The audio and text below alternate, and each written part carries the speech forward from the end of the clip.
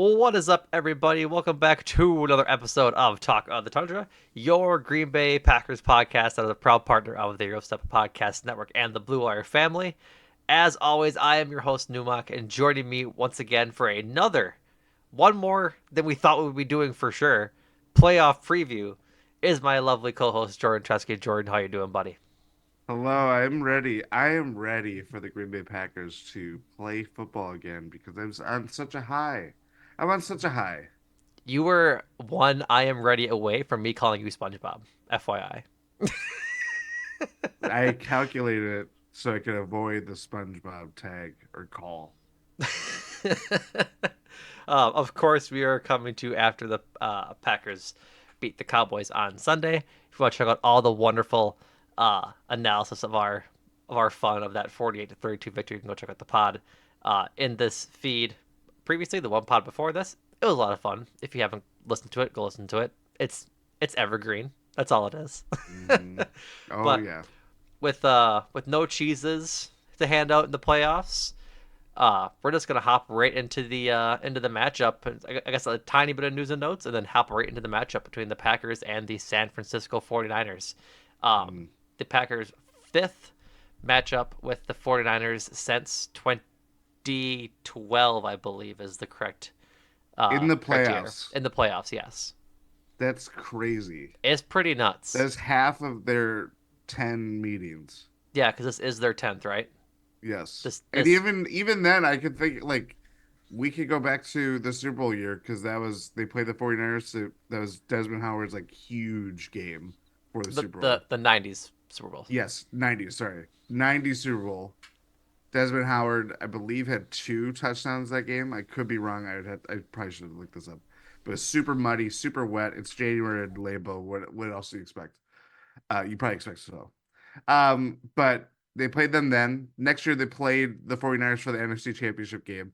Then the following year, Mike Holmgren's last year was the infamous uh Terrell Owens fumble or Jerry Rice fumble thing that was not called a fumble and they lose in Oh, overtime. oh. So they played the 49ers eight times. That's eight times I can think of off the top of my head in the playoffs in my the lifetime. the 96 playoffs would have been right. The beat him 35-14. Desmond Howard had a punt return. He had the punt return. I remember the punt return. I thought he had a kick return.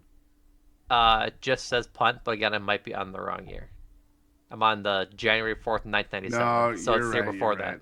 It's the year I before thought he, that. I thought he did He did the not. unthinkable. Still, he had one, which is good enough for that win. Anyways, Back to the Future.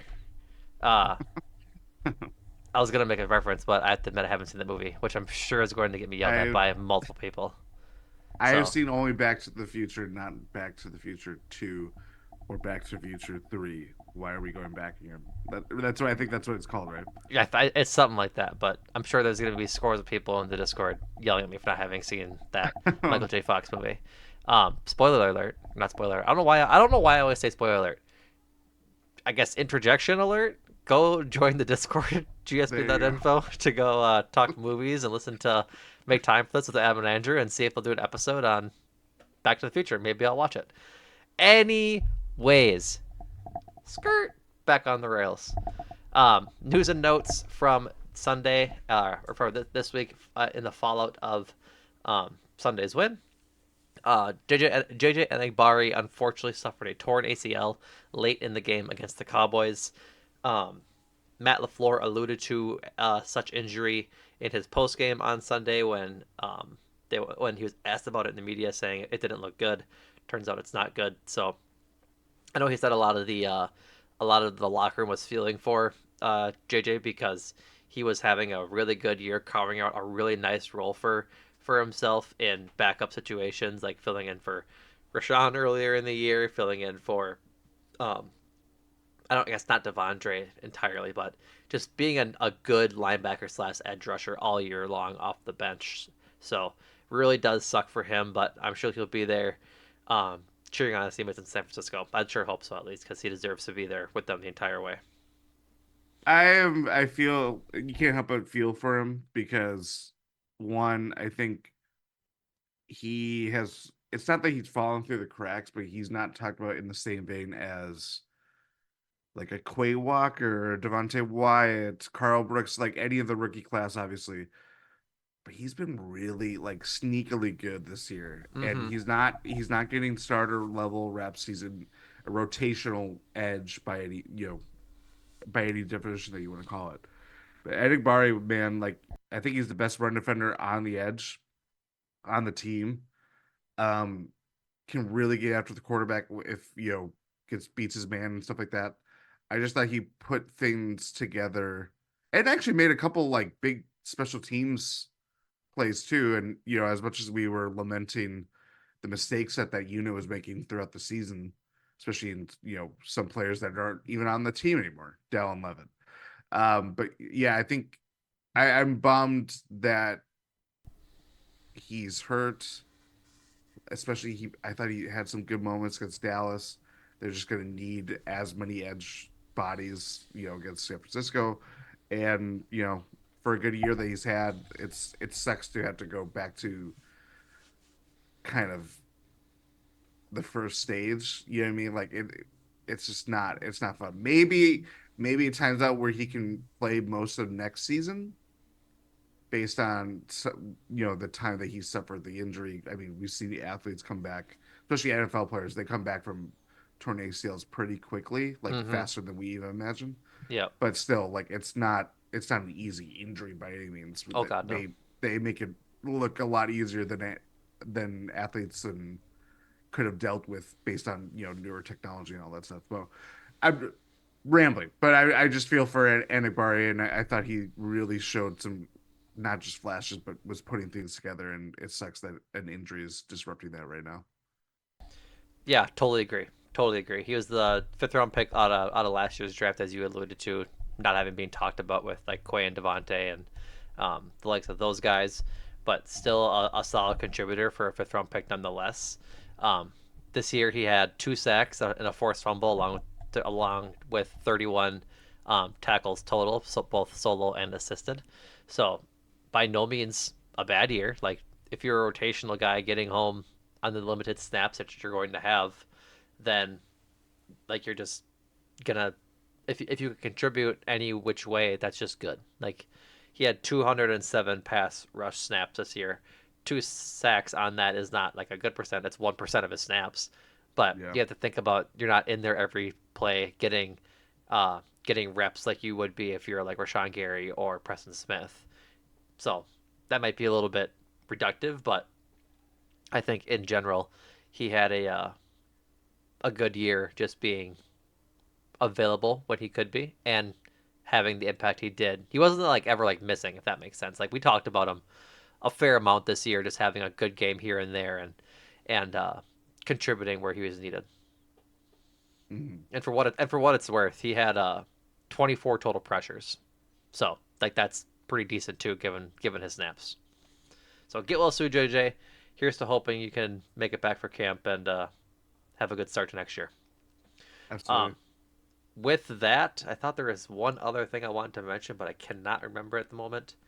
If I remember it, I'll bring it back up. But let's hop into the history between the Packers and the 49ers.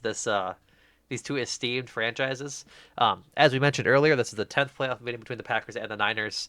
Um, the most between two teams in NFL history. The Packers are 4-5 against the Niners and have lost the last four, as we again mentioned earlier. Getting back to 500 here would be great. I would absolutely love that. Matt LaFleur is 2-3 in facing the 49ers and 0-2 in the postseason. Most notably, the NFC Championship game where they got ran all over for like 250 in 2019, The and Raheem Mostert game the Raheem Mostert game. for a shorthand for anyone Yeah, that for anyone is who not. forgot. Yeah. Um, and then the heartbreaker 2 years ago at Lambeau when it was as cold as it Ugh, was 13-10. that freaking game. That game was tough. Steven Wordle. You don't even know who that is. I do. I go for it if you want to He was explain the to the people. Packers long snapper that they picked up and replaced the previous long snapper, and that's where all these special teams issues arise. Got it. That is Yeah, a bit of history I am thankful I forgot. Hmm. um, I think notably there's a not a whole lot of love lost between Shanahan and Matt LaFleur. Like this has been a matchup of some pettiness and some heated emotions and post game handshakes and pretty short post game handshakes after uh, Matt LaFleur came from the Kyle Shanahan tree from when he was a quarterbacks coach in Washington and then um, being on staff with him in Washington and just Atlanta. and Atlanta. So notably another face off between these two coaches, which I think will add another interesting wrinkle to this matchup. So Probably the most the team that he's faced the most that isn't a divisional opponent too. Clearly, yeah, probably that would he's seen a lot of Mr. Shanahan and company. yeah yeah, and obviously got his two wins. I forget when the first one was, but the most recent one was the one I 2 years looked that ago. up because I was like, when they When played was the him during first the one? COVID year, and Oh, they beat the. That was also um the year that the 49ers like they suffered all these injuries. They were not oh, the same okay, team. yeah, yeah, That yeah. was the year that they eventually drafted Trey That's what I Lance was gonna guess. That sounds like the time when they would have drafted Trey Lance. So and made a tip for Aaron Rodgers that Aaron Rodgers facilitated, but you know, did all of his stuff. yeah, that's what started the bad blood between Kyle Shanahan and Matt LaFleur. It's So always Rodgers. he's always in the middle of it, huh? He's Yeah. always in the middle of it. Um, so let's hop into the injury report. Uh, Once again, long for the Packers. Notably, it is they play Saturday. Today is Wednesday for this injury report. The Packers did held a walkthrough on Wednesday and did not practice on Tuesday. So these are all estimations. So for the Packers, limited on, or what was the guesstimate of a limited practice on Tuesday and a walkthrough Wednesday. Jair did not practice on Wednesday with his shoulder and ankle injury. I don't know if he plays, frankly, just because Joe Barry apparently said that he was further along um now than compared to last week. that's good. It did not look good during the game. Like the way Jair reacted while he was on the ground after his injury looked pretty bad. Yeah. But on the sideline, he looked like he was in good spirits talking to teammates. So there, Damn right, there, because they there's beat the that. bricks out of the Cowboys. They did. So to go with it, Kenny Clark was limited in practice.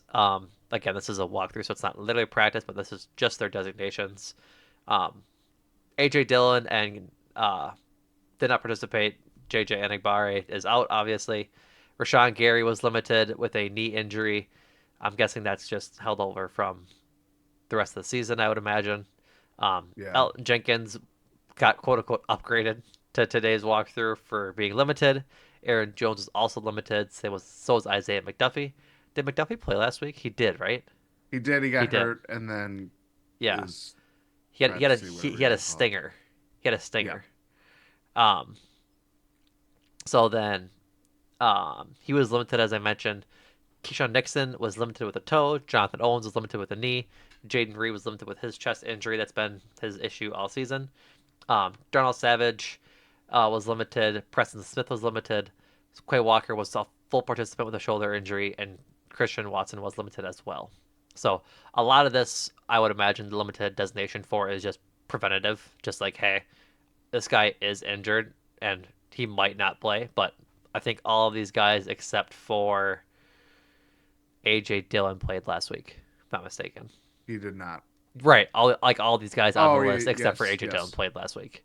Yep. So obviously, outside of the new injuries to um, JJ, Jair, and Isaiah McDuffie, I would assume most of these guys play again this week against the 49ers. For the 49ers, they did hold practice this week as far as this injury report is concerned. I don't see a designation for them either. But Eric Armstead, their defensive tackle, they're expecting him back. He was limited on Tuesday and a full participant on Wednesday. So Mhm. that's big for them. Their safety, Jair Brown, was a full participant both days. Their center John Feliciano was limited or was a full participant both days. Uh, Tight end Clean Farrell. I don't know if I'm pronouncing that right. Um, Quaylen or Claylan Quaylen? might be Claylan. Looks like Claylan. Uh, did not participate with a knee injury both days. Tayshawn Gibson was a safety as a quad injury. He was a full participant both days, as was Danny Gray, the wide receiver. He wasn't going to see much time anyways. Dre Greenlaw, their linebacker, had an Achilles injury. He did not participate on Tuesday and was limited on Wednesday. Um, Stars George Kittle and Christian McCaffrey are both full participants with their respective back and calf injuries. Um, Safety George Odom was a full participant on Wednesday, being upgraded from limited on Tuesday. Safety Logan Ryan was limited on Wednesday, being upgraded from a DMP on Tuesday. Trent Williams, their tackle, was a vet rest, so that doesn't matter. And then Ambry Thomas, their cornerback, was a full participant both days with a hand injury. So, for all intents and purposes, coming in pretty healthy for the Niners. Um, but yeah, them getting Eric Armstead back is a pretty big boost for them as they had been missing him for a few games for sure. I'm trying to find his game log this year so that I can see how many games he actually played because I don't think it was too many. He's been out since the beginning of December. So Oh, yeah, he got injured in the Seahawks or the Eagles game. mm. So getting him back for them is pretty big because up until that point he had five sacks this year and is obviously one of their veterans, former first round pick. So with that said, some key little facts, and then instead of uh, like we had mentioned, or how we do it in the past, we're gonna do a bit of a breakdown. This pod, we're gonna do keys to the 49ers winning, and then keys to the Packers winning. So I guess what exists for each team and how they can find their way to a victory on Saturday. But before we get to that, the 49ers are 5-3 when playing at home this season with a plus 65 differential and 52.9% opponent winning percentage. So the three losses the 49ers suffered at home came to the Bengals, which was the end of their 3 game slide. Like that was the Niners had lost 3 in a row, that being the final one.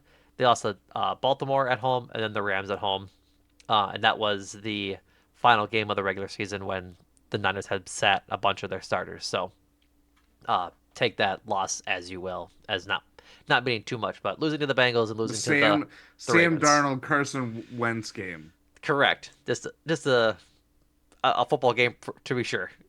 Yeah. One of the all-time football games of the NFL. Um, Green Bay is 5-5 when playing on the road this season, including 1-0 after their victory on Sunday, with a plus 54-point differential and a 46.4 opponent winning percentage. So, if anything, I don't want to say this is like a clash of two teams doing well on both sides, but 5-5, I say is okay. And when you take the 2 losses that the Niners lost against the Ravens and the Bengals, the Bengals I think was post Burrow injury, if not mistaken. It was Mm-mm. not. Mm-mm. No, I was thinking that was Jake Browning territory. It was not. Got it. That was when they were starting to find their kind of sea legs again, and then Burrow got hurt. Their jungle Probably, legs. apparently, whatever you want to call it. I don't know. Um, yeah, that was Joe Burrow. Here, let me bring it up. Yeah, Joe Burrow was heavily featured in a game where they kind of throttled the 49ers, to be honest. Got it. Got it. But yeah, that being said, the 49ers are the top team in the NFC. They have looked like it pretty much all year long outside of that Best 3 game losing offense. losing streak. Yeah, one of the best offenses in the Like game. I know we were talking about it with the Cowboys last week. I mean, we saw how good it was. Joking. Right. Um, but the 49ers just have really good players at all the skill positions. Yeah. Like it is like I don't know if we can equate it to like a super team in like an NBA sense, Kinda. We can kind of. I mean, the obvious thing is, you know, Brock Purdy, but he's been really good. Uh-huh. He's been one of the I best quarterbacks in the league. see. Okay, I'm just gonna let's get into this right now because I just Yeah. Yeah, let's get into it. So we're gonna start with how the no, 49ers no, care. no. No. Sorry, I have I don't know if it's a diatribe or what. Okay, go for it. I will mute and let you go on your diatribe. So Brock Purdy was literally the last draft pick, not this most recent draft, but the year before. Mr. Relevant. Mr. Irrelevant.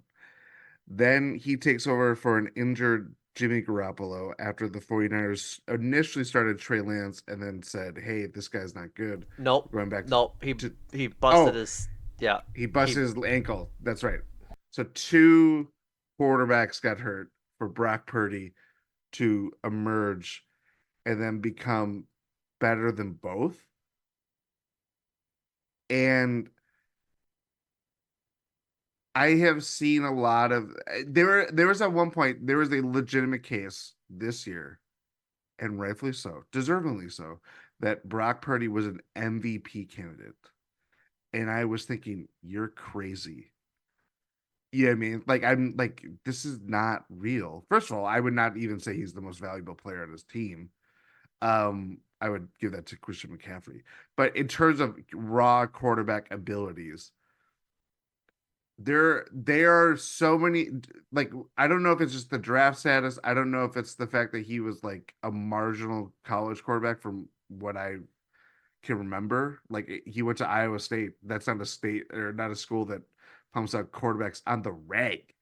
So there's just all this built up like skepticism about Brock Purdy, and he has answered every one of them. And the only thing that I can say is like, hey, do it in the playoffs, like a Mike Francesa caller or whatever. And then I realized, oh, Brock Purdy's like arm like got he he got had he he got had Tommy John sacked. surgery.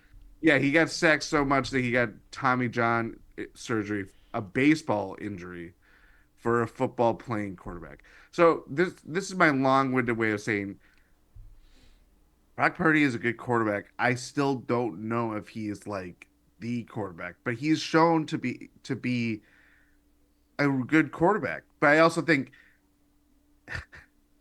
he has the best supporting cast around him.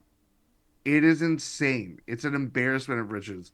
I don't that's why it's really hard to just like say to evaluate someone like as a pure quarterback when you could say like, well, he's got literally arguably like the top whatever at any running back, tight end, wide receiver. He has like everything of that. No quarterback in history has had that. Maybe Troy Aikman did with the Cowboys. That is what we're talking about. We're talking about like legendary kind of stuff Mm-hmm. of that. I don't know. I keep talking, but you understand what I'm trying to say, right? I do understand what you're trying to say. So is he good or not? I don't know. That is what I'm trying to find out. And if We it will get into it. We have it okay, down here in some of our notes here. Um, lest you forget, he did beat out um Jimmy Garoppolo and Trey Lance. Actually, they beat out took over for those two. Do you remember the fourth quarterback that played for them last year? it would not have been Darnold because he would have Nope. been on the Panthers. Nope. Who would be This the fourth quarterback that former played? Tampa Bay Buccaneers quarterback from the bad years before Jameis, before Tom Brady. What? He played in two games for him. He had one completion and two attempts. Who was a quarterback for the Buccaneers that was not Jameis Winston, not Tom Brady? It's not Josh Freeman. Josh Freeman's been out of the NFL for a very long time. You're very close. Are you I don't know. I don't know. Josh Johnson. Oh, yeah, that guy, he's gotten like jobs for like 20 years. Yeah, he's like 37 this year. I love that you picked out Tampa Bay Buccaneer. I believe he's played for 15 teams. Um, 9. Okay. Well, no. 9 officially practice squad. Like No, it's oh up yeah, it's there. up there for sure. He had a few different teams. He had two different numbers for the Baltimore Ravens and the Niners. So it's 7 teams. Okay. Yeah. But still a Anyways, very, very impressive resume for Josh Johnson. Anyway, yes. So as we talk about if Brock Purdy is good or not, I think it's best to end with him, frankly. And end with him is going to be not literally the end of the podcast, but it's going to be a bit before we talk about him again. Because we gonna end him? Is that what you're declaring? Devontae Wyatt said as much today. So I was just okay. That was. We'll hold it for when we'll we talk hold it about for a Purdy. bit once we talk about Yeah, Brock Purdy. I had just discovered this before we recorded, and I Correct. wanted to react to it. Because because the star of this Niners offense is without a doubt Christian McCaffrey. Christian McCaffrey, former Carolina Panther, traded to the San Francisco 49ers for a song uh, last year. This year leads the NFL in touches, rushing yards with 15 or 1459, receiving TDs with 21, all-purpose yards at over 2,000, and leads the league in PFF's explosive runs of 10 yards or more. And he did it 44 times. Um, Green Bay as a team has allowed 10 or more yards on a rush 47 times during the season. So I think before, excuse me, we get into like some more of the stats with Christian McCaffrey, I think it's just blatantly obvious that this is an unstoppable force meets a movable object because the Packers' run defense hasn't been good all year. Like it's been mid 20s, I think, pretty much all year long, and we have made the point multiple times this year about how some of these good Packers performances on defense, like against the rush on defense, have come against lackluster running backs, right? The Alexander Massins of the world, the Ty Chandlers of the world, um, even like the pair of Bears running backs, Khalil Herbert and Roshan Johnson. We talked about how these matchups weren't coming against premier running backs like Christian McCaffrey, and now here we sit, the divisional round of the playoffs, the Packers needing to figure out an answer for Christian McCaffrey in order to have a chance to win this game. Because, man alive, he is one of the most dynamic running backs when he's healthy, and that was part of the reason why I think the Panthers traded him, was because he had such a long, I should say long, but a pretty brief but extended injury history in Carolina. He had like an ACL tear for sure, and then a bunch of lingering injuries for about a year and a half that like kept him out of the lineup pretty consistently for half of a season. Um, I think over 2 seasons, if that makes sense. So Yeah, Panthers cut ties and just loaded up the Niners with one of the best running backs in the NFL. Um, and proceeded to use some of the picks that they got from that in the you know debacle for the first overall pick too. So the chain cert- continues for yeah, that. that certainly worked out. I think that's probably why the reason um, that fella got fired Yeah, down in Scott Charlotte. Fitterer. Yep, he sounds like a uh, what's the word? I can't. My brain is not working. The little things of fried dough in the South. A The other name for hush puppies is what I'm trying to think of. A corn Oh, yeah, fritter. yeah, A yeah, corn fritter. yeah. There you go. That's actually the name of his son, Corn Fitterer. Corn fitterer. Per next gen stats, Christian McCaffrey led the league in rushing yards before contact, 510, and after contact at That is 916. insane. It's insane. That's insane. It's Sorry. the first player to do so since they began tracking that in 2016. I think that speaks a lot to their to one how dynamic Christian McCaffrey is, but also how good their line is at making holes for him. Because if you're making big holes for guys to run through, that's the longer they are able to go without being touched by a lineman or a linebacker. Like Yeah. they're just a good team running the ball. If it's just it's terrifying. It's terrifying. I'm terrified of Christian McCaffrey, and that's all there is to say about it. Yeah, I'm again, I think Lamar kind of sensed obviously the court of public opinion that he's MVP. I kind of lean McCaffrey. I just thought one, he had this incredible, impressive touchdown streak. I only know this because I had him in fantasy, so I be notified of it all the time. But I just thought the team changed. It's a residual or like a residual from when they made the move last year. Is that the 49ers firepower, everything changed the moment that they got him. And that is it's intertwined when they eventually turn to Brock Purdy because of injuries and all that stuff. But I really think the what the endless capabilities that this 49ers offense can do got to the position that it is right now because they made that move for Christian McCaffrey. I didn't see the downside with him specifically. I thought it was the for all the quarterback questions that they had at the time, it made the most sense of insulating a quarterback with someone like McCaffrey, who, you know, has been able to stay healthy ever since going to San Francisco, and had just shows that he's like he can do everything. Like he can do normal running back stuff. Obviously, we talked about the fact that he is small, but he can get as many yards or like it could still be a successful run before he gets contact and after. And then the importance that he shows in the receiving game. Like he can like if you go through his game logs, he did not have like a lot of 100-yard rushing games this year.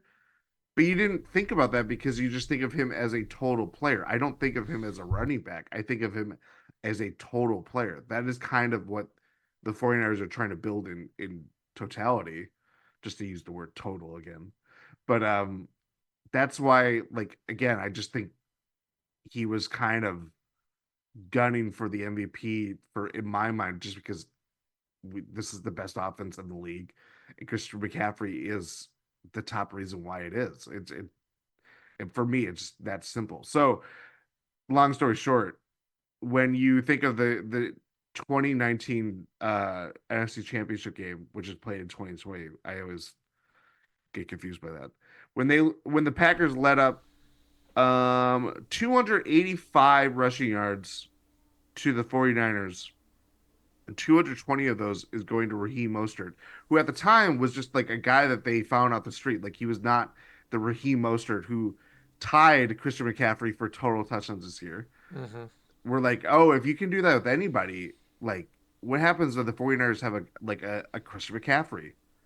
And now they do. Like he's like a superhuman running back, wide receiver, jack of all trades that he poses such a problem that you key in on him and then you realize, oh, we have three other like prime skill position players that we have to account for in our defensive scheme and everything like that. So yeah, I'm definitely afraid of what Christian McCaffrey can do to the subpar run defense. Yeah, he's without a doubt just one of the most elite offensive football players in the league. You had mentioned him Mm-hmm. uh, not really having a whole lot of games over 100 yards this year. He started the year pretty good. He had like a middle stretch of the year where he wasn't really doing a whole lot. Um, Particularly during that 3 game losing streak that they had, he had rushing yards of games of 43, 45, and 54. But to start the year, he went 152, 116, 85, 106. Had the slump in the running game, and then ended the year with 114, 93, 145, 115, and 103. And that's to go with uh, multiple other games where he had at least 40 yards in the receiving game. Like he's just a dynamic two-way back, or I guess two way is not the right word, but a threat a Yeah, threat out of the backfield and able to just run the ball up the gut outside, however you want to. he's a running wide receiver. He's a wide back. Like he creates a position all to himself. he That is what he is. he's Aaron Jones on steroids. If you haven't been able to Yes, that watch, is it. I wanted to say that, but I was like, does that sound like a Homer thing? But yeah, it is. that is what he is. That's what he is. He's just a very useful part of the um, of their offense because of the weapons he brings and because of the abilities and skills he brings out of the backfield. So to bring it back to how the Niners can capitalize this is if they get Christian McCaffrey going against this run defense, there's going to be not a lot of stopping that, and part of that is Yeah. because if Christian McCaffrey is going, uh, Brock Purdy is able to just eat them alive in the play action. The and just pick apart secondaries throughout the entirety of the season, but particularly this week, if Jair is out, it's going to be tough with the secondary having to deal with Debo Samuel, Brandon Ayuk, George Kittle, obviously Christian McCaffrey, but even Juwan Jennings. Like Yes. he's good too. He's had a few games this year. Now I'm second guessing myself. Is it Juwan Jennings? Is that his first name? No, you're right. You're right. Okay, I was like, I don't know why that sounded wrong to me, but yes, he's just having he had a good year as well. They just have so many players that the secondary has to contend with. You have to Yeah. have like pretty much 5 or 6 guys in the secondary who can cover any of these guys because Kittle is one of the better one blocking tight ends, but he's just as good catching the ball when he's schemed open like that. I had him in fantasy a couple of different years, and what's frustrating about this uh, 49ers offense from a strictly fantasy perspective, from a football perspective, it's gorgeous. But Yeah. besides McCaffrey, the wide receiver, or I guess the pass catching weapons that they have almost take turns as to like whose week it is to go off. Because sometimes George Kittle will have like 3, 4 catches for like 40 yards. That's really it. Other weeks he's got 10 catches for 250 or for 150 yards and a touchdown. Like they Kyle Shanahan and that offensive coordinator, I forget his name, is are just really good at um, being Clint a Kubiak, I think it might be. um, it is. I don't know why I can't find it. I'm looking right at. Yeah, you're right. It is Clint Kubiak. They have a Chris Forrester as their offensive line and run game coordinator as well. Um, but obviously the play calling is done by Kyle Shanahan, just like it is for Matt LaFleur, coming from the same Yeah. tree. But they just have so many weapons that it's. And again, this is the homer part of it. It's the Packers offense on steroids. They have all of these dynamic weapons that they're able to use. They're switching out who's having good weeks as the hot hand goes. For the middle part of the Packer season, it was Jaden Reed, and then it turned into Dontavian Wicks. Then it turned into Bull Melton, Tucker Kraft for a game, Luke Musgrave earlier in the season. Now Romeo Dobbs against the Cowboys. Like the same way that we watch the Packers is the same way the San Francisco 49ers operate their offense. It could be any guy, any week, which is what makes this so scary with the combination of Christian McCaffrey out of the backfield. Yeah, I mean, I was thinking about it, as we're doing prep for the pod and everything like that, and this is not a revelation by any means, especially when you consider the many years that go back to LaFleur and Kyle Shanahan working together. But the Packers offense and what they hit, like the blueprint is shooting for that 49ers template. Like Jaden Reed is the Debo Samuel.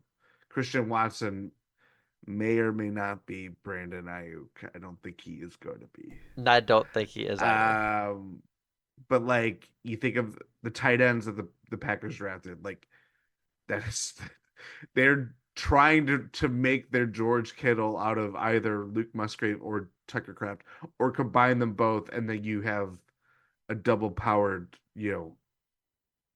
tight end truck that runs through everybody. Um, so yeah, like I was just thinking about like you know, how the Packers get there. And that is a multi-year question. That's not something that happens overnight, clearly, but from where we are at right now, and the fact that this offense has really, I mean, it's obviously progressed to the point where they're winning a playoff game with such a young supporting cast minus Aaron Jones, but Aaron Jones is also, you can't just discount him. especially given what he's done over the last 4 weeks. So yeah, that's where I'm like, they're very far away from that in terms of like this overwhelming machine that the 49ers have built. And really, like if you think about it, like it is almost homegrown talent outside of McCaffrey. Like Brandon Ayuk was Oh, a first round absolutely. pick. Debo Samuel was a second round pick, but everybody felt like that's a first round talent. Give him a shot. He came from Ole Miss, I think, same year that DK Metcalf was drafted I'm too. pretty sure Debo was like 3 picks after Amari or Jordan Love, one of the two. I forget which year it was. Now I gotta look it up Yeah, yeah, yeah, yeah. because we have to look it up. I wanted to say that was the Sean Gary draft. I think that was the year before the Jordan Love. 2019. So that was before Jordan Love draft. He was Which Packers player did they select over or 3 picks away from whatever pick that it was? it was Savage was the late second round pick. They picked. They didn't really have a pick near Debo. I don't know why I thought it was Debo, Okay. but they picked Elton Jenkins 10 picks later. Hey, Worked out. don't blame him. Yeah, they picked Rashawn Gary and Savage in Savage. 2019. Gotcha.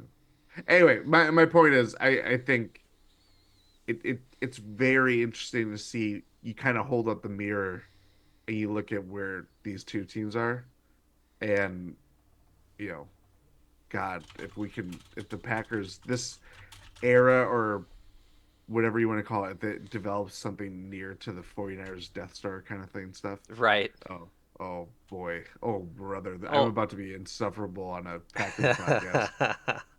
that's right. But going, sort of putting the context into how good these pass catchers are. We talked about how versatile they are. Like Kittle is a threat to linebackers because he's just so big in coverage, and like that's probably who will be covering him most of the time. It's not going to be Savage, I'd bet, at the line doing press man. But Brandon It Ayuk, might right? have to be I think it has to be. Do I think Joe Barry's going to do it? I don't think so. Like, Joe Barry. If you have a bag, you got to get everything out of it. you got to dump Like it out upside I'm down. not lying. Like this Oh is a no, kitchen sink game. yeah, yeah, absolutely.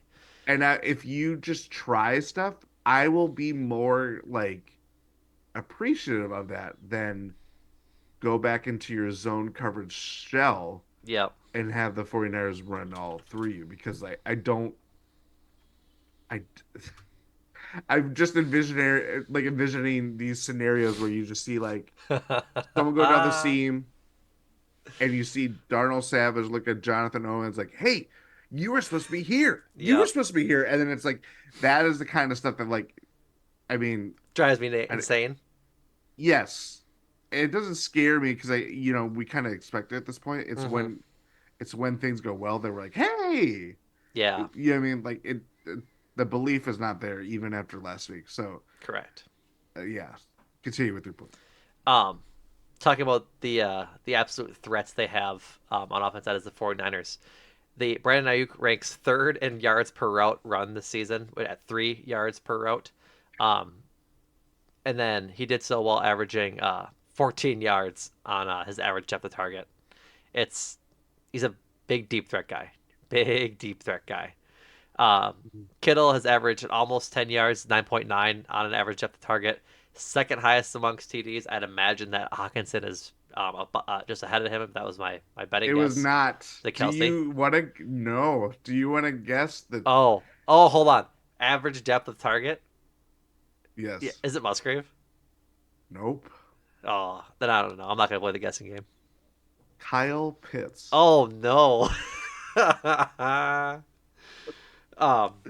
I was Meanwhile, shocked when I saw that. yeah. Um. Debo was 7.3 average depth target for the season. So like they throw the ball down the field, and it's just gonna be a test for this secondary. And I think that's gonna be a big sticking point for this game is can they hold up? If Jair plays, can they hold up? Are they gonna do press man kind of how they played against Dallas on Sunday? Like they mixed in zone and they mixed in man, but it was a lot of man. And I think like the way Jair was covering on Sunday was very good. particularly how he got his interception and how they were covering CD. Like they did a fairly good job, but I think they have to do a very similar job against against this offense, who is just more talented in general. Like just flat out plain and simple. Yeah, it's hard enough to envision how they guard or cover Ayuk. He's really come on as like that is the top guy in terms of like wide receiver. Again, like Debo's just he creates a position unto himself where I don't think of him as a traditional wide receiver, even though he does traditional wide receiver things. It's that he can thrive on the behind the line of scrimmage kind of throws, screens. Obviously, he's being used as like a running back in times, even if he doesn't necessarily like that role. Mm-hmm. But it's stuff like that that like they have it like you think of it as like a house. They have like the first level, second level, third level, and then like I mean, obviously McCaffrey just kind of does anything. George Kittle, George Kittle too. Like it's insane. I feel like I'm every point that I'm trying to make eventually goes to like a team should not have what This the many 49ers weapons. have. Yeah, they're. I think like this is where, even though the cap doesn't exist, for them this is like one of their last chances. They have to extend. Oh, They have to extend Debo soon. They'll have to extend. What's his Ayuk, name? I think Ayuk soon. Like Debo's this yeah. year because it was the same year as Rashawn. No, he already signed because Debo remember there did. was a big thing. There was a big thing last summer, Oh yeah. and Because then it he didn't want to be in the backfield as much. yes. No, Yes. I am right there with you. Like if they do not get this done, like they have the field set. They're either they're obviously the one seed, so every home game. And then if you make the Super Bowl, you're playing in a dome. You know what I mean? Like they're playing perfect conditions, Yeah, close to. at least close to. You're playing at home for divisional round, and if you beat the Packers, you're hosting the Lions for championship game. They That's really have. you're putting the lines there already. I am. Buccaneers are I rolling, mean, dude. I I also want the Lions there. I do too. I'm just saying you were very matter of fact about it. I was. It's not whatever happens over there in Don't let Malcolm and Detroit. Tyler hear about this. They'll be very mad at you. They probably will. I'm just saying. I'm just saying. I think the Buccaneers winning and advancing to play the Lions is as much about the Eagles just being Being bad. god awful, Yeah. god No, awful. that makes Anyway, sense. the Anyways, point that I'm trying to make is if they screw it up this year, like to even get to the Super Bowl, I don't want to hear anything more about no, this, no, especially when we get to the Herd man, right. Purdy, Purdy happily. Purdy Hadley. Um, so continuing with how the Niners. This is the last point for the Niners and like their keys to victory kind of thing. Um, they have to get to Jordan Love if they want to stop this offense. Jordan Love has been good under pressure this season, but after allowing just 8 pressures against the Cowboys in their wild card win, um, they'll be going against Nick Bosa, who is an entirely different animal. Like Micah Parsons is good in his own right, but he's more of a finesse edge rusher versus Nick Bosa is a finesse and pure Herculean muscle edge rusher. Yeah, Um, Nick Bosa totaled the third most pressures in the NFL this season at 95, and like I just mentioned, just versatile all across the board, getting home. Um, 49ers did target or made the trade deadline move for Chase Young. I thought I got Chase Young and Montez Sweat mixed up because they yeah, came from the yep, same team, yep. which was stupid. um, Hey, I and got the Commanders the second round or second overall pick. I mean, fair enough. Yeah, Still not the first, but that was going to happen anyways. yeah. Um, he's been okay. He has 38 pressures, 6 sacks in 7 games with the Commanders, and then since the he got traded to the Niners, 28 pressures, 4 sacks in 9 games. So say what you will, he's definitely a threat. He was a former second or third round or overall pick, I believe. I don't think he went 1-1. I I think thought he did. I think it was top five because there's He been was a definitely top. He was definitely top five. He was second in yeah the Jordan Love draft. yeah because they draft Joe because Burrow went first. yep I was gonna say because I knew that was like there's been a lot of quarterbacks won lately. Like I can't remember the last time there wasn't a quarterback one. That's a One good overall. question. Yeah, it's been a while. Been a while. Um, the biggest difference between the Cowboys and the Niners is the pressure that the inside D linemen get for the Niners. I mentioned earlier in the podcast that Eric Armstead is expected back, but then Javon Hargrave, former Philadelphia Eagle, um, Yes, that's Discord that I was gonna inside say joke. that's really the only reason I know that is reading that that message to Discord every 2 weeks. Um, Also, I not to be politifact right now. The 2022 NFL draft did not have a quarterback get taken number one. Can who you was the name the player? God? Why is this so hard? Oh, it was the Lion. Were the Lion? Was it? What? No. Lions are second. That's when they took Aiden Hutchinson. Right. Oh, who was first? Give me the team. I Jaguars. Yeah, that's the face that I was looking for. What? Trayvon Walker, I. the the first quarterback taken in this draft, did not get taken till the 20th pick. Can you name him? Da, da, da, da, da, da, da, da. 22 would have 22. would have what? No, the draft year. What was? 22. Oh, okay. 2022. 22nd pick of 2022 draft.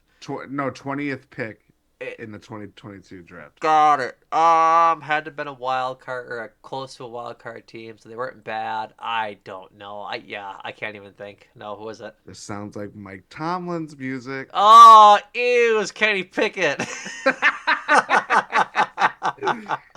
Kenny Pickett. Kenny Oh, Kick It. can can I kick it? Kenny Um, Kick It. Yeah.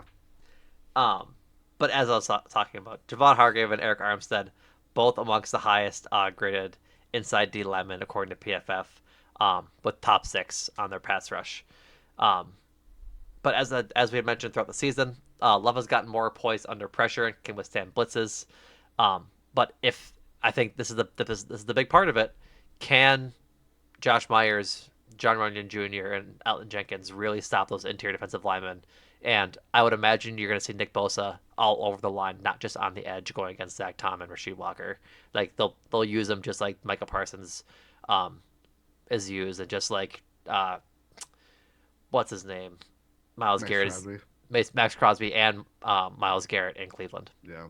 So it's just gonna. Tucker Craft too. Like these are the games where you need extra blockers. But Yep. blitz pickups from running back, whether it's Patrick Taylor, Aaron Jones, or Emmanuel Wilson, like it's gonna take a lot of people to defend this Mm-hmm. 49ers front line. Yeah, and I think this is a good stat we ought to talk about. Um, All Pro linebacker Fred Warner is one of the best off ball linebackers in the NFL. Um, per next gen sacks, no team has allowed fewer completions at 626 and yards per attempt at 7.2 to the middle third of the field than the 49ers since he was drafted in 2018. That's crazy. Like we talk about, and I've talked about at length, how over the middle is the Packers' bread and butter. That's going to be hard Mm-hmm. to get this game if Fred Warner's patrolling that middle third of the field. Absolutely. So if Jordan Love can beat that, or if like if that's if they can find success over the middle and neutralize Fred Warner in that passing game, I think that's a if unless you have anything else, you probably have some things to say about pressuring Jordan Love. So I'll wait for this transition, but you can kind of see where I was going with it. Well, no, the thing is like we haven't even talked much about San Francisco's secondary because their front seven is just such a problem. Like if they get home or force him out of the pocket to make bad throws, they contain Aaron Jones. Like that is a wrap. Like it doesn't matter what happens beyond that. That is how big, and the cliche is that, all games are won at the line of scrimmage, and it's always about the offensive line and defensive line, how they perform against one another, winning those battles, getting in the trenches, all that, fun cliche stuff. But in this case, it's so true because the 49ers have built themselves their defense is not what they how we think of the 49ers historically, especially in this run that they've had. Like they kind of had a rough patch. People have been injured. Um, the talent is there. We think of the Bosas, we think of Fred Warner, we think of the top line talent, but they also look at what they did trade deadline wise. They go after Chase Young, they get him, trying to get more pressures, trying to get more help on the edge. Believe if I remember correctly, like following that crazy trade deadline day, they were trying to make a play for a cornerback. They originally the rumor was that they wanted to go after Jalen Johnson. I don't know how they were going to do that with the pick capital that they have, but Jalen Johnson is one of the best cornerbacks in the league. The Bears said, "No, we're not going to do that," and they had tried to make fortify out their defense. So clearly, you know, as much as injuries have uh, been a factor for them, they have identified that as like we need to shore up that end of the field to kind of get where we want to be, and I don't blame them for their due diligence or their wanting to get better, but it does show you that that has been more of the worrying sign at times in a very good year for them. And compared to what they have offensively, yeah, the defense that is the biggest question mark, especially with when you're going against an offense that has it rolling. So Yeah, it's a scary team, dude. They're a scary team. very, very scary.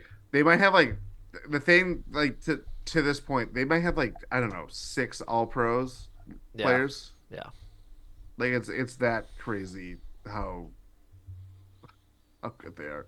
that's right. But now it's time to talk about the ways the Packers can win this game because there are avenues to get. What is your confidence level right now? My confidence level right now is Both irrational and rational, because I know those are two different things. they are two different things. That yes, that is very true. My irrational confidence out of 10, on a scale of 1 to 10, is probably a 6. Like that's how That's irrational. low. I know cuz in the similar vein of how it what it took to beat the Cowboys, they needed a very similar game. Like perfect execution, no mistakes, any of that stuff. And that's kind of like what it takes. I don't think you're going to see mistakes from the Niners like you saw from Dak. You're not going to see mistakes you saw on the defensive side like you saw from Dan Quinn and the Cowboys. I just don't think you're going to. Yeah. My my rational confidence is at like a 4. I'll change my rational to a 7 because I think there is a better than a 30% chance they can win this game. But yeah, it's like 35, like 6.5, 7 is where I'm at. I'm very okay.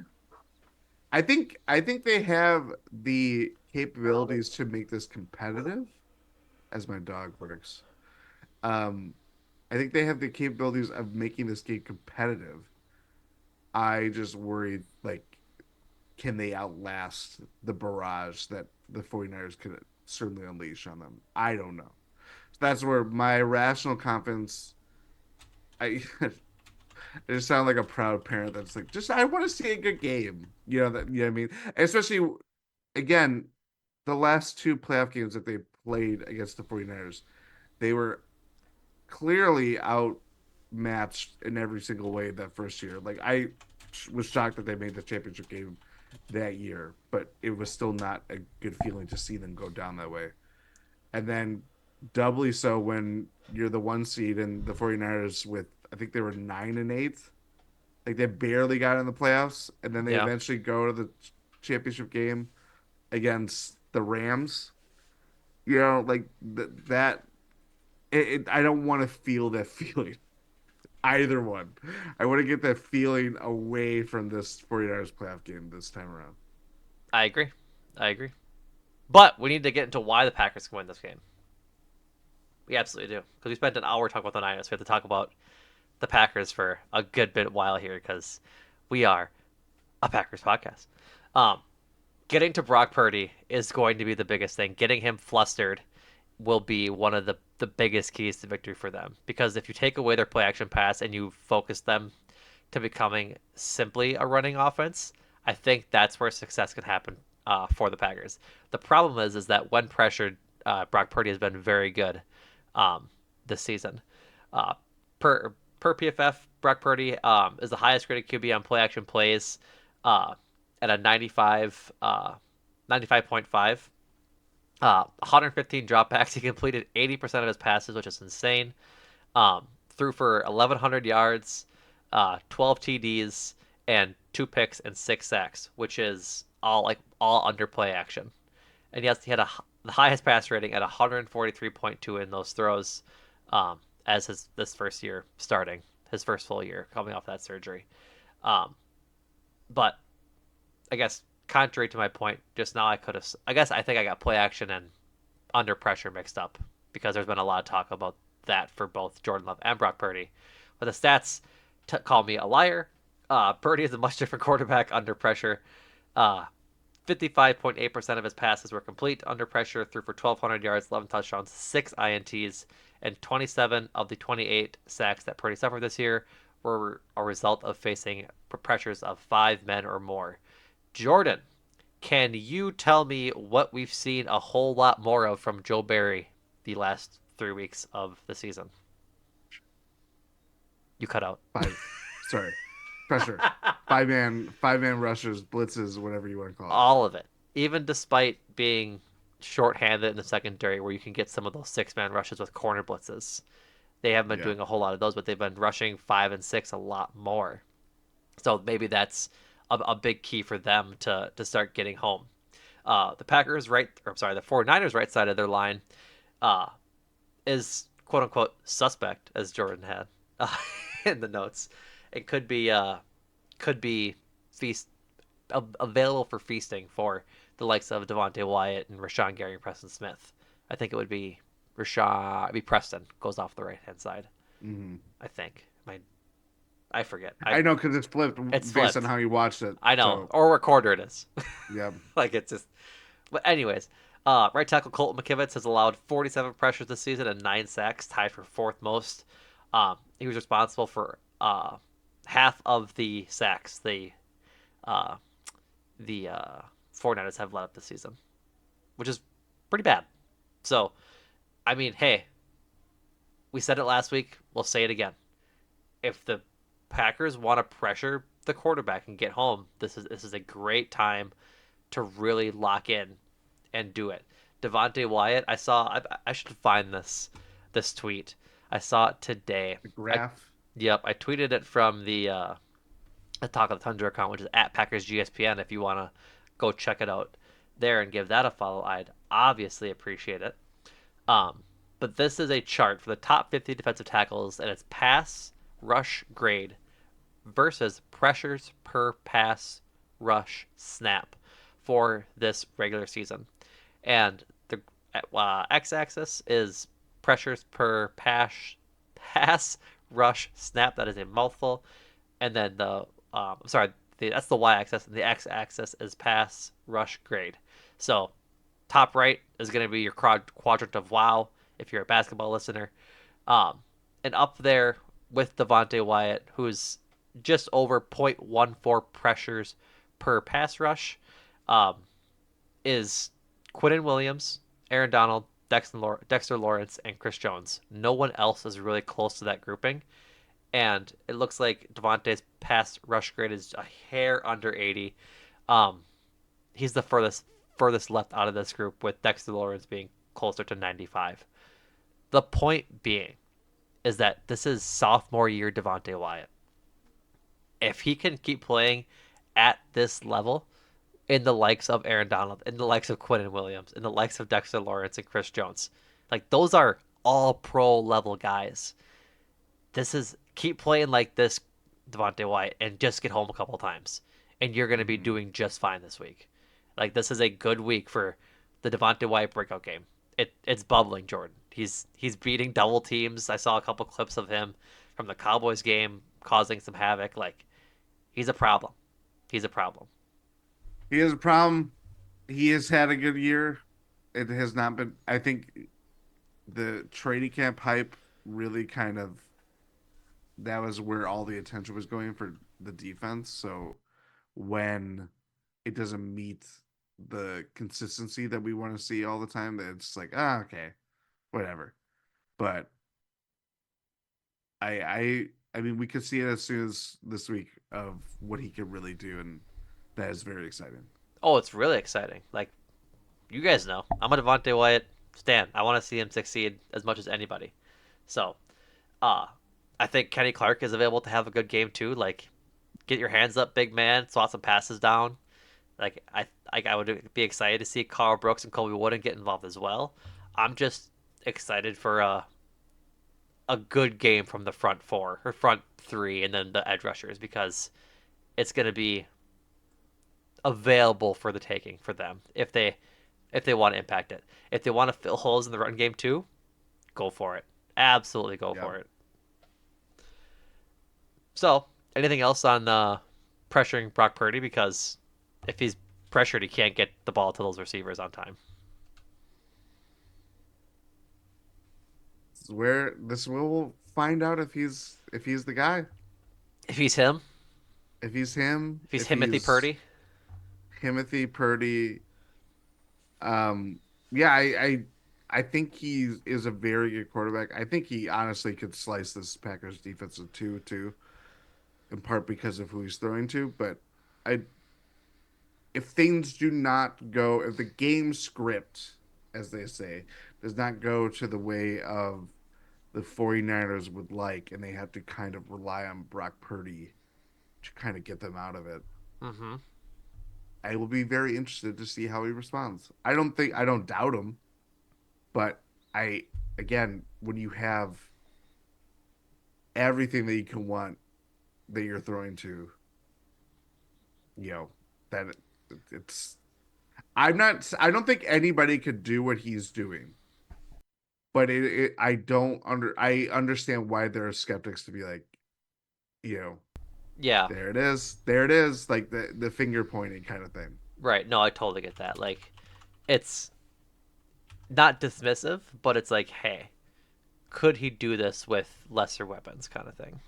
Yes, yeah, Um, for what it's worth, the weekend forecast for this for Saturday is 58 and a 50% chance of rain on Saturday.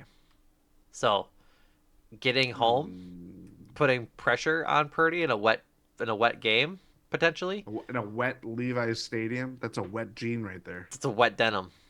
Wet den. Oh, Remember when the I think it was the owner of Rain, I think it was Levi's. The owner of Levi's said, "Just don't wash your jeans ever." This is what he's talking about. Games like this, get them covered in dirt and mud, and just let them reek forever. I did not know that you're not supposed to wash your jeans. I guess I'll look it up, but it's according to Mr. Levi. yeah, it was something like that. But no, the point being that for if you can get home, if you can make his life hell essentially in a inclement weather game, simple enough, easy said and done. Yeah, So I think that'll be a big thing. yeah. Next up for the Packers' keys victory, uh, offense has to be there when it comes to their firepower. David Lombardi wrote a fantastic article uh, Fantastic. this week for The Athletic talking about Brock Purdy and Jordan Love, highlighting the matchup. Um, both offenses have been on an absolute tear since week 9. And rated or I guess ranked in expected points added per play. One is the 49ers at 0.216, which I know doesn't sound a lot, but just how the nature of this stat goes. Second is the Packers at 0.164. Notably, third was the Cowboys at 0.157, who they had just put the smackdown on. So the Packers' offense has been elite since week 9. Being able to maintain that momentum into this game is going to pretty much dictate how this game goes for them. I think pretty simply, I know that's some pretty base level analysis, but if they can't be playing like they did in the middle of the season before week 9. That is that's just not an option. They have to maintain this momentum, and Jordan Love has to keep playing like he's been playing pretty much the entire second half of the season. It is very interesting to me because if there is a team that would probably know the most of how the Packers want to play, how they set up formations, how they pre-snap motion, all the fun little gadgety stuff that Matt LaFleur has done, it's the 49ers. Mm-hmm. You know what I mean? Mm-hmm. So what how does that it's one thing to see it in practice all the time and you know how the defense is going to get set up and that's how you can kind of trust it. But when another team does what you do similarly, if not like I'm not saying they do the Packers and 49ers are the same team schematically or anything like that. I think there are a lot of differences actually. But there is the template, there's the blueprint of where you go, Yep. and then you work out the individual things that fit your personnel. I think there was a lot of interesting talk from Adam Stenavich. I can bring up the tweet. Yeah, this was Um, a very interesting quote to come from him, comparing last year's offense with Aaron Rodgers versus this year's offense with Jordan Love. I think as fans, we were a bit surprised at the sort of candid response that Stanovich gave, but I know you and I both really enjoyed his candor talking about it. from Ryan Wood, uh, Journal Sentinel, Green Bay Press Gazette, all that stuff. Um, Adam Stenavich on differences of having quarterback Jordan Love, who runs the offense as called, compared to a quarterback like Aaron Rodgers, who regularly went off script based on defense's pre-snap look. This is a long quote, so buckle up. There is definitely a value to that because half the time when you get done with the drive, sometimes in past years, you just be trying to figure out what play was called. So now what we so now we know what was supposed to happen. But with Aaron, he would see stuff and make checks and all that you didn't know exactly what was happening at the time. But with this, yeah, we're all kind of on the same page and going. Not to say that that wasn't good because we had great results with it, but this is nice because at least you can kind of build on the offense around it, build plays off of plays. As the game progressed, hey, we did this. Now we're going to do this. Now we're going to do this. I think our communication on the sideline has been better just from that aspect of being able to see as the game progresses and have plays off of plays and things like that. So yeah, that has been a huge advantage this year. Basically saying stick to the script, More or less. more or And less. I think But I do think there is value. Like statistically, I think there is value to that. We even when things were at its worst, we heard so much about being able to make correct those mistakes, overcorrections, diagnosing the problems at halftime or certain spots in the game. The more you see those reps, the more comfortable that you get, and then that's how the Packers would be able to get back into games and agonizingly lose to the Raiders, the Broncos, or whatever. yeah. But when you start picking up on those things instantly and Mm-hmm. piling them all together, that's how they've been, one of the best second half teams of all the entire year. Mm-hmm. And then start marrying that with, hey, let's be a little bit more aggressive. Those big shot plays that we saw in the Lions game or whatever game that you want to say that refer to as like successful. That's where things have been kind of the synergy between all that stuff has kind of obviously borne fruit over the last couple of weeks. Right, exactly. And like going back to Stanovich's quote, it makes it hard on an offensive coordinator when you have a player like Aaron Rodgers who is switching up the look at the line. You don't know what's working, what's not working. Versus did they run the play call or did they run something different that had the wrong personnel out there, but was determined by Rodgers based on his pre-snap look at um, the defense's look, I guess, like what they were offering Yeah. and then their coverage. What I think is the biggest thing and what I think I'm most excited for this game is truly a Matt LaFleur offense against this Niners defense. Because, like you had said, you're building upon plays and plays and plays to be able to hit big plays and to take chances where they're the most, I guess, the highest chance of being successful. And with that, I think the league evolved to really understand Rodgers's QB play and how he operates an offense. That's why he was so good earlier on in his career, and then his playoff performances were quite lackluster later on in his career. Smart defenses were offering him pre-snap looks that he really wanted to feast on, and they would switch coverage as the ball was snapped into something that was totally different than what he The had Ed assumed Reed for. special. Exactly. Do you know And what I'm referring to?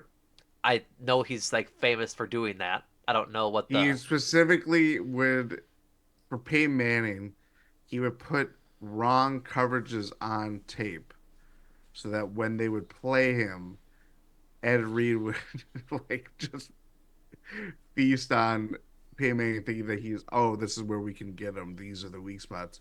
And then Ed Reed, being Ed Reed, a Hall of Famer, ball hawk. just, yeah, Yeah. he just picked him off like relentlessly. Right.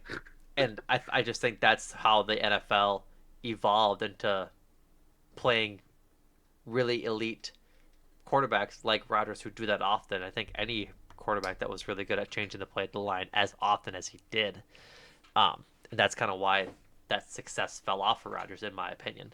Now you're going up against a crew of coaches, a staff of coaches that are able to see the defenses that they're lining up and be able to call a play that will beat that defense that they're showing.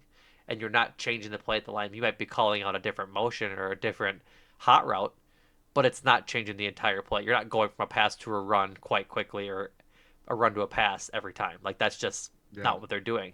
Jordan Love is calling the plays that are being called for him, and he's executing those plays to perfection as of the last 9 weeks.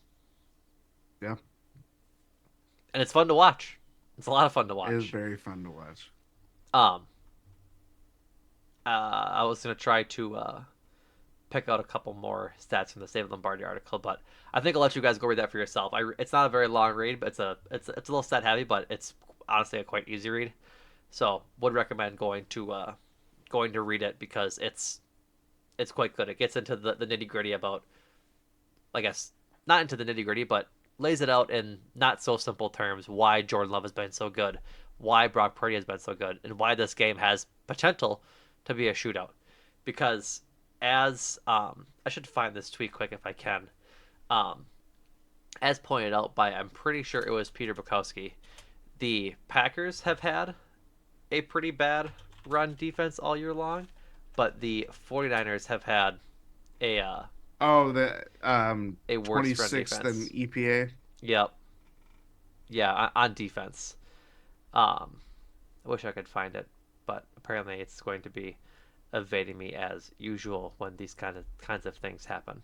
Regardless, the 49ers run defense has not been um, up to par for what you think given that they're the one seed in in the NFC. Um, Yeah. I did find it, or I think what I had saw. So Peter Bukowski says, I thought maybe the poor 49ers run defense numbers were partially a game script thing. They blow out teams, so they play soft the fourth quarter and give up yards. Nope. Win percentage between win percentage between 20 and 80%. Their EPA per rush is even worse from 26th to 27th. So it's just it's just not good. I think the Packers were. I just closed that article. I'm pretty sure. Nope, I have it open here. David Lombardi had the Packers run EPA at 15 from weeks 9 till now and 25th from weeks 1 to 8. So a Mm. simple medal would be 20. If you're averaging it out, obviously that's not how numbers work, but just how those two averages work out, that's how Mm. it works out. So who is to say? David Lombardi goes into a little bit how that might be hidden by how good the Packers' offense has been. If the offense is out there longer and they're scoring more points, you're not having your defense out there as long for as many plays. It tends to look a little better. So Yep. that'll be an important thing to watch. But hey, if they're that bad on the in the run game, maybe this is another Aaron Jones week, which I'd be very happy about. I would be too. I think he's the key. See, I think as we'll get into with some of the things that we found for Aaron Jones, it's interesting to think of the 49ers run defense as bad Mm-hmm. because I'm looking at stuff for Al, relay what I've found. The 49ers have not allowed a 100 rushing yard game to a single like running back or anything like that this season. Wow. They've had 6 games of more than or of allowing more than 100 rushing yards to their opponents, including I believe they let up like 200. Let me bring this up. They let up 200 and 234 rushing yards to the Cardinals in a 45-29 win in Week 15. Just a random, just like, hey, we're like that is going to happen. They're going to run wild over you. Right. But I thought between the fact that when a game like that happens, you think, oh, James Conner probably had his best performance of the year. No, didn't even go over 100 yards. So I don't necessarily know what is there. Maybe there's some noise. I mean, it's still sample size heavy and dependent and all that stuff. Mm-hmm. Obviously, too, like part of the I would part of the thing for me of not looking at the 49ers or looking at the 49ers defense a different way. D'Amico Ryans is not the defensive coordinator anymore. He's obviously with Houston. Yep. Steve Wilks has done as good of a job with the personnel that he's had, but that doesn't mean that he can't or that the Packers can't take advantage of that in Mm-hmm. some ways. I don't know, but either way, for me, Aaron Jones obviously thinking about where the Packers are and everything like that, and I think Jordan Love grew and developed and learned things very quickly by not having someone like Aaron Jones healthy, because I think that would have been like the crutch of, hey, we have him available. We're gonna ride him until trying to get to a playoff berth or trying to just win week after week after week. For Jordan Love to get to where he is without that kind of safety net made him get there faster than obviously we could have ever envisioned this in 1 year. Now with Aaron Jones and looking better than he has, in quite some time, really, that has made this Packers team so dangerous. And so Mm-hmm. I would hate to see what happens when you lose that Yeah. because I think that's when all the gushing and all the praise of where Jordan Love is at right now, that is where the things that kind of creep in to slow him down or make him not look like as immaculate as he has been over the Oh last yeah. couple of weeks specifically. I think that's my biggest fear if Aaron Jones is not a non-factor, but not certainly not a factor as great as he has been over the last 4 weeks. Yeah. I think if Aaron Jones is nullified, it takes away their play action threat a lot, a Yes. lot, and that's a lot of what the Packers' offense is predicated on. Like, it's just we've again 19 games into the season or 19 weeks into the season, we kind of tend Yeah. to get repetitive about what the Packers' key to the victory is, but it's it really is play action focused. Like we saw it a whole lot. I wish I had um, it might be in this David Lombardi article, which I'll have to scroll through again, but Jordan Love is good in play action. He just he just is. He's good under pressure. He's been good in play action since the week 9 turnaround, and it's just if the threat of the run game isn't there, how else do you expect to get guys open downfield when they only need to rush like four to really have Yep. consistent pressure and just drop seven into coverage. And so as that goes, I think you put it perfectly. As Aaron Jones goes, the Packers go. And Hmm. if he can just have a decent day, he doesn't need to have a 100-yard, three touchdown game like he had on Sunday. But if he has something where he's just getting consistent yards where they have to respect the threat of Aaron Jones, that's where you can start seeing shots to Christian Watson downfield maybe, or if he hopefully plays a little more than he did on against Dallas, that would be really nice to be able to stretch the field with him, or just trying to get some easy like out routes with Romeo Dobbs and Dante Van Wicks. Like I would imagine because I don't want to let's like say over the middle because we just had talked about how Fred Warner's so good over the middle. I don't want to test that right away, but I wouldn't even hate like dink and dunking this game to death and just trying to take what they'll give you down the field Play and then pure, like they could easily just muck it up yep, and just say like we are going to extend as many drives as we can. very similar to the Bears game where Yes. 7 8 minute drives and then hopefully your defense can hold up. I say that because I was looking at the 49ers team page on Pro Football Reference. Their opponent stats for their third down percentage rate is 40.9. And I don't have the exact league average available to me. I couldn't find it readily. But for the NFL third down conversion percentage, 40.9 puts them at about 10th or 11th if they were an offense, like going for it essentially. Meaning the 49ers defense is around 21st or 22nd in the NFL when it comes to third down, allowing third downs to become first downs is how my brain's gonna have to word it right now.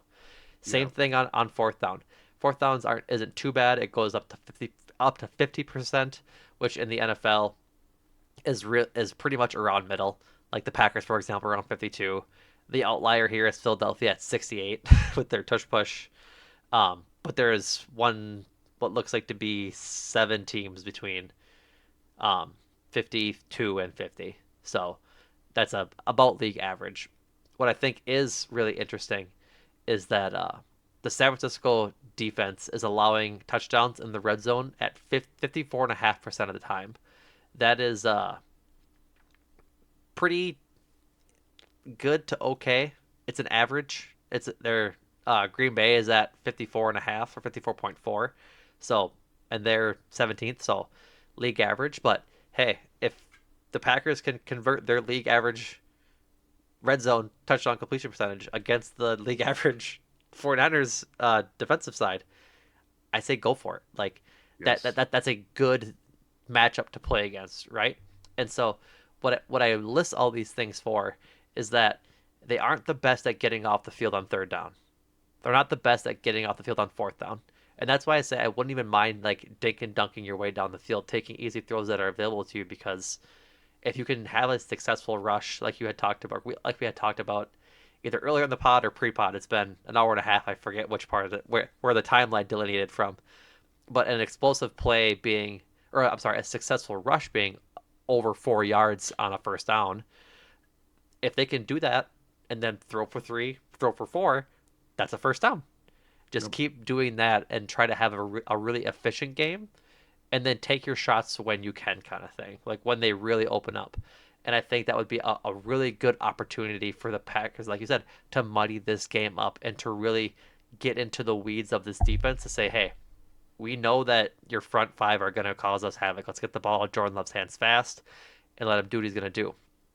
I think there's also um, an argument to let him do what he's been doing the last 4 weeks, which is taking 5 7 9 step drops and absolutely dicing up secondaries. Yeah. I don't know that's as available as an option as it has been against the Vikings, the Bears, and the Cowboys. Yeah. We'll see. We'll see. It's gonna be tough. Like I think everybody needs to show up again. Like that's just the way it's going to be. And this is the youngest team in the NFL. They haven't been playing like it. I want them to have the confidence that they can beat anybody, which they probably do, I'd imagine. And so they have to come into it and act the same way as they've had all year long thus far. Yeah. Pretty plain and simple. Yeah. Shall we get into players to watch and score predictions? Yes. Alrighty. I believe it is my turn to go first for players to It watch. is. Pre-pod, Jordan had told me that he has a player in mind that he is going to pick for his player to watch, and that I wouldn't guess it. He's probably right, but I'm trying to think of who he could possibly be thinking of. It's not Fred Warner. It might be Fred Warner, but I'll start with my Packer. Um, I think your Packer to watch is Aaron Jones. Like No, it was for the 49ers, I not know, Packers. I know, Okay, okay. yeah, but I'm picking my Packer first. Um, my because I don't know your 49er, so I'm just gonna let you have it. Um, my Packer to watch is Aaron Jones for the every reason we just had mentioned. Right, he has been the the bellwether for this team for honestly the last his entire career. If he's having a good game, the Packers are having a good game. This game is no different. If they can get him going and make him a threat in the run game as well as the passing game, I think this offense will have the opportunity to be able to have its way with the defense, however that may be. Whether it's taking shots downfield like we had saw Jordan Love do against the Cowboys, where guys are getting open across the middle at deep routes at 15, 20, 25 yards, or if it's on out routes, they're just getting 5, 7 yards here and there and just really picking apart and being surgical in the passing game. All of it stems from Aaron Jones. If Aaron Jones has a slow day, it's going to be a really hard game to watch. It's just how it'll be. So my my Packer is Aaron Jones. I'm gonna go sneaky stealth pick here. All right. Rasheed Walker. Um, whether it's Nick Bosa, Chase Young, they're gonna look at him between him or Zach Tom as, hey, if we think we can get to Love, I mean, he's literally Jordan Love's blindside. If we think we can get to him, we have to get through him. So, as in, we have to get through Walker. Rasheed Walker has really turned it on over the last, I don't know, many few weeks, months. We haven't talked about him as being a problem or someone that's gotten beat very consistently or had the mistakes and miscues that he had when he initially took over for David Bakhtiari. And obviously, there's been the rotation with Yash Nyman and everything like that. So he hasn't been a full time starter all the way. But I think he has really obviously won that job. And, of all the very minimal draft coverage that I see of, hey, what's the chances that the Packers maybe take a tackle, specifically a left tackle, depending on where they select in the draft.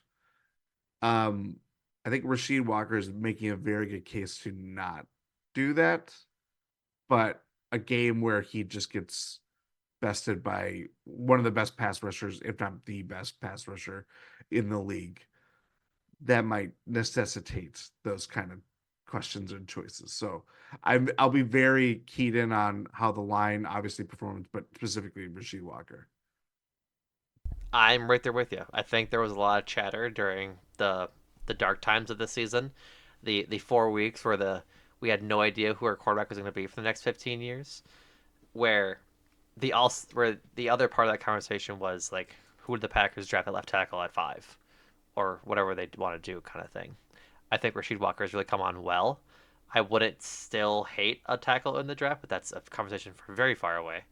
But Yeah. he has shown himself that he can hold up against some of the best of them. So not a bad pick, Jordan. All right, who's your mysterious 49er that you're so uh, mysterious and I guess quizzical about? Fred Warner. I knew it. You I didn't say it. I called it. I should have picked him. Yeah. I think he is one of my favorite players to watch. I think he's the best like middle linebacker. He can do everything well. He's as good of a run stopper as he is covering, whether it's tight ends, receivers. Had 4 picks this year, that tied for the most. Forget the other two guys, but like so much of what the Packers did really well, and seeing a lot of kind of people sharing clips and everything. Cowboys really sold out to take away deep shots that open up the precise area that Jordan Love is really good at and where Mm-hmm. the Packers receivers are really good at. When you have a linebacker like Fred Warner, who is in the middle of that and can cover as well as a safety Yep. from, you know, hash to hash kind of thing, that's, I don't know. I don't know if those plays are going to be there. I think that is probably the biggest thing that LaFleur and Stenovich have to kind of figure out is how do you rely on those targets? How do you get those guys that are really successful getting into the middle of the field, Jaden Reed, whatever, even if it's on short slants, not necessarily 10-yard plays, like Fred Warner just covers up so much ground. And we see him already terrorize the Packers in years past in playoff performances.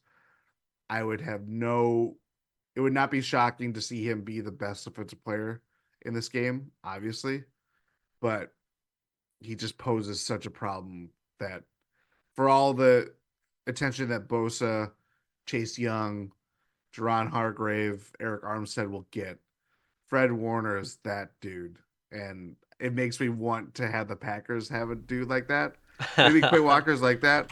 I won't But say it's unrealistic, but he is kind of getting there. He doesn't really have the coverage uh, acumen uh, that Fred Warner has, but yeah, I think he's capable of getting there. yeah. We'll see. We'll see. But yeah, Fred Warner is my pick with it was not even close. Yeah. As good as many options as there are. Mine is another running back. I'm going Christian McCaffrey for uh for the Niners. If they can limit him, they take a big chunk out of that offense, and I think in a similar way that I talked about Travis Kelce and I talked about DJ Moore, you just can't let Christian McCaffrey beat you. That's the most obvious choice for them to have success is to ride Christian McCaffrey and have him lead them to victory. And so, in my opinion, if they can limit McCaffrey to a bad running game and keep him in check in the receiving game, that leads for opportunity to at least try and get home to Brock Purdy. Like, not get not because Christian McCaffrey is a good or like should be a factor in the pass blocking scheme, but it takes away the small dump offs for them. Yeah. And so, because that's where a lot of receiving yards come from, is short passes in the within like 5 yards of the line of scrimmage from McCaffrey.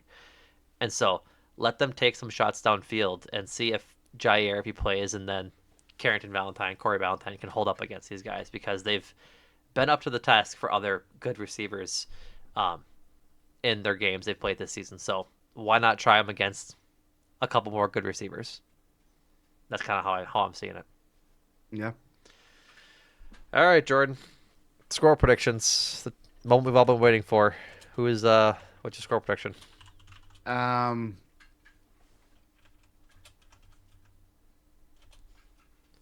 I think I'm gonna probably pose the same. No, no, no, I'm not. I'm not.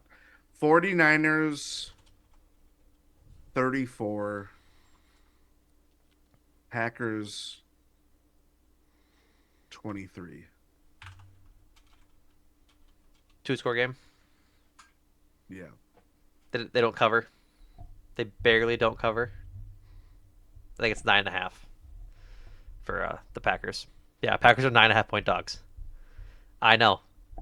I would have Disres- thought that would have been double digits. you think so? I I know would have thought that would have been a more. lot of people are upset that it's that much. because it was like 7 Come on. against the Cowboys. Let's be well. It should be more. I think it's right. I think it's about right for how well Yeah.